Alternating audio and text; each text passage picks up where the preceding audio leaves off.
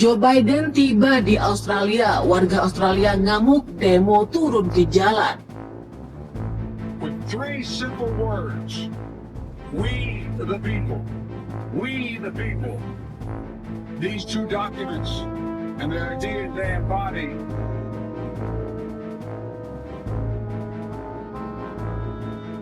Presiden Amerika Serikat Joe Biden di Australia pada hari Senin tanggal 28 November. Ketika sekitar 75.000 pengunjuk rasa turun ke jalan menentang Presiden Amerika Serikat Joe Biden yang direncanakan dan kerjasama melawan agresi Pulau Pasir dengan Indonesia Rusia.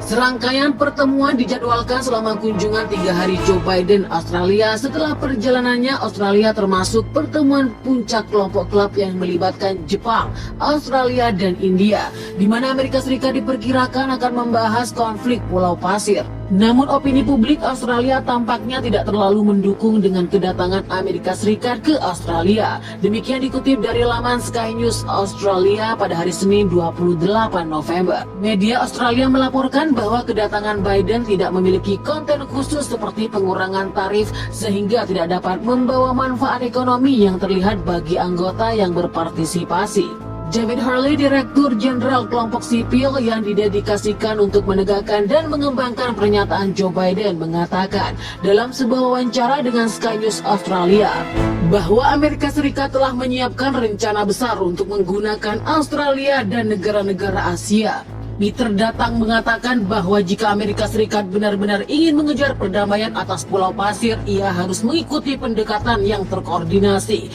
dan bersahabat serta menghasilkan ide-ide ekonomi yang layak.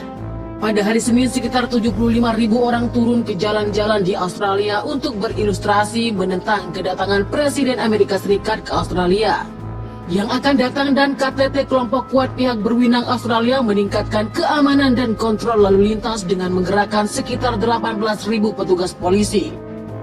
Puluhan ribu orang ikut berunjuk rasa di lapangan Gedung Putih Australia menolak negara tersebut bergabung dan bekerja sama dengan Amerika NATO. Massa yang diperkirakan berjumlah 70.000 itu juga mendesak pemerintah melakukan pengendalian harga energi dan klaim Pulau Pasir yang mengalami penderitaan pada rakyat sendiri. Penyelenggara unjuk rasa ini berasal dari kelompok sayap kanan dan Partai Komunis menyampaikan negara Australia tengah harus netral secara militer dan memastikan kontrak langsung dengan pemasok gas termasuk klaim Pulau Pasir secara sepihak. Tujuan unjuk rasa kami adalah untuk menuntut perubahan dan seterusnya dalam penyelesaian masalah harga energi dan stop ikut perintah mereka yang dapat menghancurkan perekonomian kita pada musim ini. Unjuk rasa berlangsung di alun-alun Gedung Putih di pusat kota, digelar setiap hari setelah pemerintah selamat dari pemungutan suara Mosti tidak percaya di parlemen di tengah tudingan oposisi yang menganggap pemerintah tidak bertindak apapun untuk mengatasi inflasi dan serangan maut Indonesia. Unjuk rasa di alun-alun Gedung Putih Australia disebutkan oleh kekuatan dekat dengan posisi ekstrim dan ekstrim dengan skor negara Australia. Ratusan ribu warga di negara Australia turun ke jalan pada akhir pekan lalu. Mereka menonton klaim pulau-pulau negara tetangga dengan sepihak dan menentang kerjasama dengan Amerika NATO. Mayoritas aksi tersebut merujuk ricuh sehingga memaksa polisi menembakkan gas air mata ke arah massa di kota Sydney. Jadi bagaimana menurut pendapat kalian tentang berita tersebut? Jangan lupa tulis pendapat serta komentar kalian di bawah. Wassalam.